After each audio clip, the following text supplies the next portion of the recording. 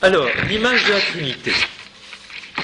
L'image de Dieu et de la Trinité en l'homme n'a jamais cessé de nourrir les pères de l'Église, les auteurs des écoles monastiques et les théologiens scolastiques. Ainsi, afin de définir lui-même cette image, Jean Tauler se rattache volontairement à la tradition pour s'en distancier avec davantage de latitude. Je cite, les maîtres parlent beaucoup de cette image et la cherchent en maintes modalités de la nature, et aussi dans ce qu'elle est essentiellement. Donc, se référant aux anciens et aux scolastiques, de Trinitate d'Augustin, Jean Tauler retient la leçon des Vestigia Trinitatis, les vestiges de la Trinité, les Vestigia Dei, donc les vestiges de Dieu, dont le principal est celui qui se trouve dans la mens, l'esprit, la cime de l'âme, selon les terminologies augustiniennes, ou au plus intérieur et au plus intime de l'âme humaine. Donc cette leçon coïncide avec le Dieu plus intérieur que je ne suis à moi-même, le fameux Interior Intemeo des Confessions, Confessions livre 3, 6, 11, et qui affleure régulièrement dans les sermons de Jean Tauler. La plus importante imago trinitatis que propose Augustin se trouve donc dans les facultés supérieures de l'âme humaine. Ainsi, l'image des trois puissances divines sont présentes en l'homme par les trois puissances que sont l'intelligence, la mémoire et la volonté. Les trois termes de cette triade sont distincts et cependant ils forment une unité dans l'âme humaine, offrant ainsi une image de la Trinité. C'est donc par ces trois facultés que l'âme humaine est capax Dei, augustinienne, qui revient régulièrement dans la pensée de Jean Tauler. Je cite Jean Tauler au sermon 29. La Trinité réside, à proprement parler, dans les facultés supérieures, dans la mémoire, l'intelligence et la volonté. C'est par ces facultés que nous sommes vraiment capables de recevoir la Sainte Trinité et d'en jouir. Cela n'est cependant que le degré inférieur de la vérité, car c'est dire une seconde fois ce qui est dans la nature. Donc, Jean Tauler reprend la leçon augustinienne, mais pour lui, elle n'est qu'un degré inférieur. Et elle est un degré inférieur dans deux sens, parce que, effectivement, vous sentez déjà, et cela est dit chez saint Augustin, c'est cette mémoire, cette volonté, cette intelligence ne doivent faire qu'un. Mais, effectivement, Jean Tauler le redira aussi, il faut que les facultés supérieure soit ressaisie pour qu'il n'y ait plus que l'unité formelle, l'unité image de l'unité substantielle, et là il s'avance effectivement dans cette tonalité néoplatonicienne que je vous ai déjà signifiée. Donc cela n'est cependant que le degré inférieur de la vérité, car c'est dire une seconde fois ce qui est dans la nature. Et dans un deuxième temps, Jean Tauler reprend la théologie de saint Thomas d'Aquin.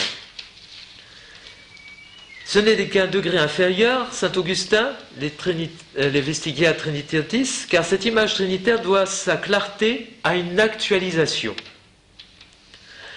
Présente dans les facultés supérieures, qui sont l'intelligence, la mémoire et la volonté, l'image de la Trinité n'en demeure pas moins parfaitement accomplie que lorsqu'elle est en acte.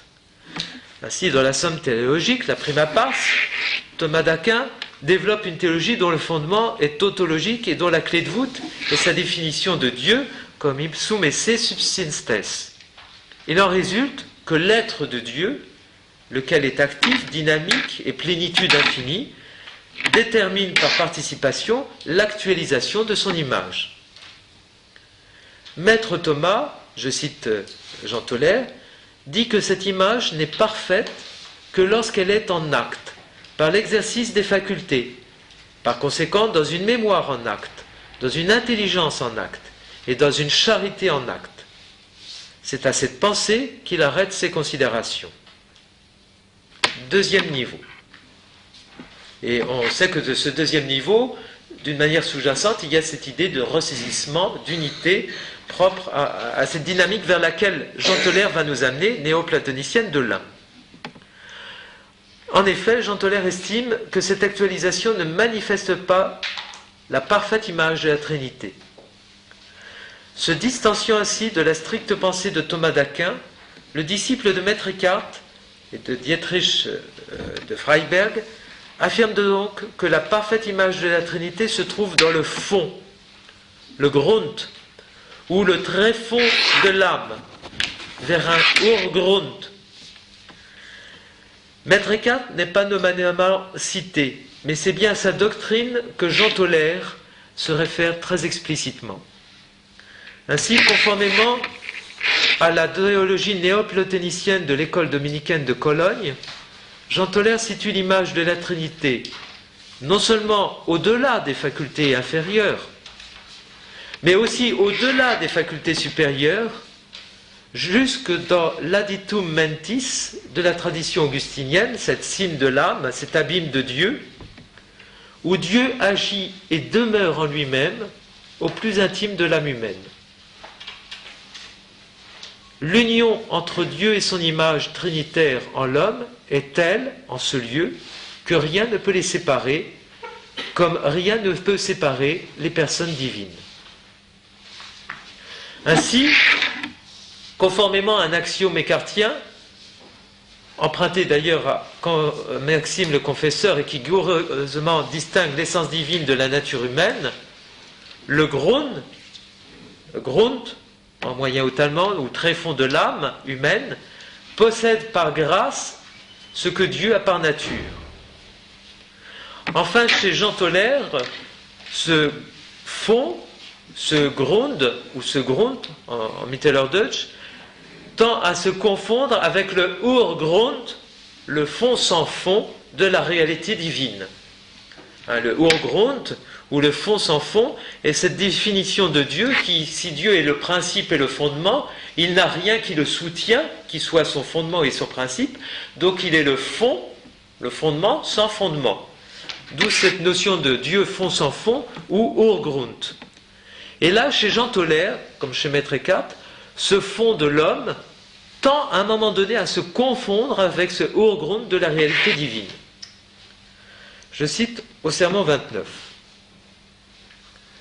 L'image de la Trinité résiderait dans le plus intime, au plus secret, dans le tréfonds de l'âme, là où dans ce fond, elle a Dieu essentiellement, réellement et substantiellement.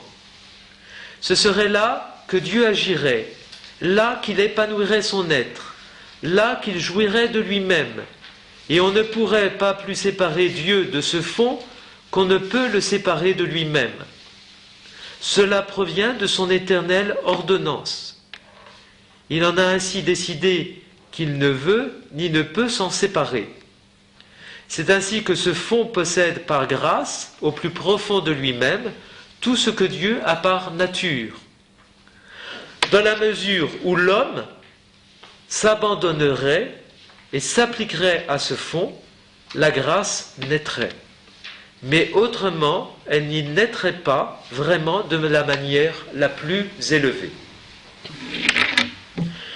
Vous voyez, donc, dans ce petit paragraphe, alors, qu'on peut resuivre, et je vais vous en redonner, si vous ne l'aviez pas trouvé, le 4.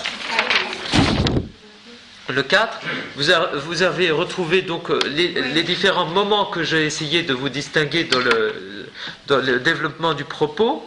Donc une image de la Trinité au plus intime de l'intime de l'homme, très fond de l'âme, augustinien, mais dans ce fond, l'âme a Dieu en son essence, réellement et substantiellement.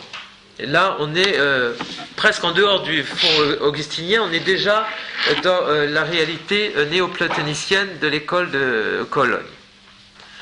Et c'est là où Dieu agit, là où il épanouit son être, là où il épanouit, là où il est pleinement Trinité, où il jouit de lui-même, dans le Verbe et puis dans cet esprit qui procède du Verbe et du Père. Et là où effectivement, les trois personnes ne peuvent pas être séparées et où, dans ce fond où l'âme ne peut pas être séparée de Dieu si elle a atteint ce fond, c'est Urgrund, cette essence divine. Et ça convient d'une ordonnance, de ce qui est pleinement ordonné à Dieu, et donc qui vient, et sous le thème d'ordonnance, de ce qui retourne complètement à Dieu. Exitus, reditus. Et vous avez entendu donc cette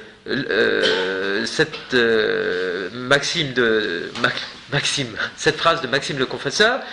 Dans ce fond, l'âme possède par grâce au plus profond d'elle-même tout ce que Dieu a par nature. Mais attention, cela nécessite que que l'homme s'abandonne et s'applique à ce fond. S'applique d'une part par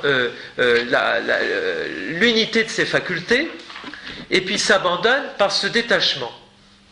Et là, vous avez d'emblée, en quelques mots, si ce n'est pas redit explicitement dans ce sermon 28 et 29, ce développement des phases de la doctrine de la naissance de Dieu dans l'âme, où vous avez l'image Bild de l'homme, hein, Bildung, sa mise en image, sa représentation de Dieu qui n'est pas nette, elle n'est pas image claire de la Trinité, donc il faut qu'elle se détache, donc vous avez qu'elle s'abstrait de ce qui n'est pas l'image de la déité, et qu'elle devienne qu'elle passe par la Edbildung, le détachement, et qu'ensuite, pour passer à la Einbildung, donc à l'unité, pour arriver à la Überbildung, à l'essence divine. La Einbildung, effectivement, c'est ce ressaisissement. Vous avez vu ces facultés supérieures, mémoire, intelligence, charité, ressaisie en acte, comme le dit saint Thomas, mais il y a un degré supérieur qui passe par un saut, un abandon total, cette Überbildung dont parlent Maître Eckhart et Jean Toller. Je finis juste par ceci, pour ne pas arrêter le développement. Cette image qui situe l'homme non pas dans une connaturalité, mais dans une identité profonde, qui relie l'âme à Dieu, est ultimement caractérisée par une parenté, une noblesse cachée dans le fond. La grande et étonnante noblesse en laquelle réside notre parenté particulière avec Dieu, que Dieu a mise dans le fond de notre âme, à bien considérer cette merveille comme il convient, le cœur aimant trouve un grand bonheur. De cette noblesse intérieure cachée dans le fond, beaucoup de docteurs ont parlé, anciens ou modernes. L'évêque Albert, Maître Dietrich, Maître Eckhart. L'un l'appelle une étincelle de l'âme, un autre un fond, ou une cime, un troisième un principe. Quant à Albert, il l'appelle une noblesse, une image dans laquelle est représentée et réside la Sainte Trinité. Cette étincelle s'élance si haut, lorsqu'elle est bien disposée, que l'intelligence ne peut pas la suivre, qu'elle ne s'arrête pas avant d'être rentrée dans le fond d'où elle s'est échappée et où elle était en son état d'incréé.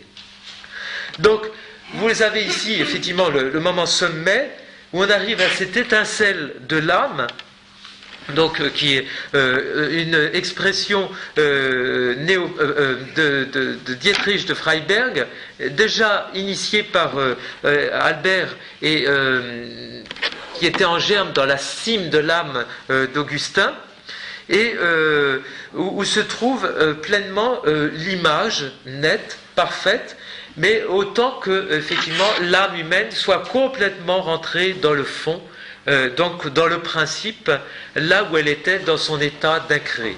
Et on a effectivement ce reditus complètement accompli, et où l'Urgrund de l'homme confine pleinement, le Grund de l'homme, le fond de l'homme, confine pleinement avec le Urgrund de Dieu. Alors, on voulait me dire quelque chose, veuillez m'excuser, mais je ne voulais pas interrompre ce moment-là. Voilà. Donc, à travers ce que je vous ai dit de la Trinité, ici, selon les sermons 28 et 29, et leur conclusion, Jean Toller nous invite à la chose suivante: puissions-nous atteindre ce fond où nous trouverons la véritable image de la Sainte Trinité. Donc tout le processus de la vie spirituelle, selon Jean Toller, disciple de Maître Eckhart, est d'atteindre ce fond pour trouver ce... Et je vais la faire, merci. Voilà. Parce qu'on a pitié de votre patience et de votre attention. Donc nous allons bientôt faire cette pause. Non sans avoir eu à l'oreille que ce que nous recommande Jean Toller en termes de vie spirituelle, c'est d'atteindre ce fond où nous trouvons la véritable image de la Sainte Trinité. Donc le sujet privilégié de la prédication de Jean Toller, c'est la naissance de Dieu dans l'âme, et concomitamment de l'âme en Dieu. Cette naissance est envisagée à l'aune d'une théologie trinitaire, car c'est dans la naissance intra-trinitaire que toute naissance trouve son origine, son principe et son commencement. Le processus de naissance de l'âme humaine en Dieu doit s'opérer selon le processus de naissance du Verbe au cœur de la vie trinitaire. C'est sûrement dans ce fond que le Père du ciel engendre son Fils unique 100 000 fois plus vite qu'il ne faut pour cligner de l'œil, d'après notre manière de comprendre, dans le regard d'une éternité toujours nouvelle, dans l'inexprimable resplendissement de lui-même. Si quelqu'un veut sentir cela, qu'il se tourne vers l'intérieur, bien au-dessous de toute l'activité de ses facultés extérieures ou intérieures, au-dessus des images et de tout ce qui lui a jamais été apporté du dehors, et qu'il se plonge et s'écoule comme un flux dans le fond qui est flux. La puissance du Père vient alors, et le Père appelle l'homme en lui-même par son Fils unique, et tout comme le Fils naît du Père et reflue dans le Père, ainsi l'homme lui aussi dans le Fils naît du Père et reflue dans le Père avec le Fils, devenant un avec lui. Enfin, en vue de cette naissance de la Trinité dans l'âme, Jean Toller recommande une réalité au-dessus de toute parole, non pas seulement de l'actualisation des vestiges de Dieu, mais d'un véritable abandon dans l'essence divine.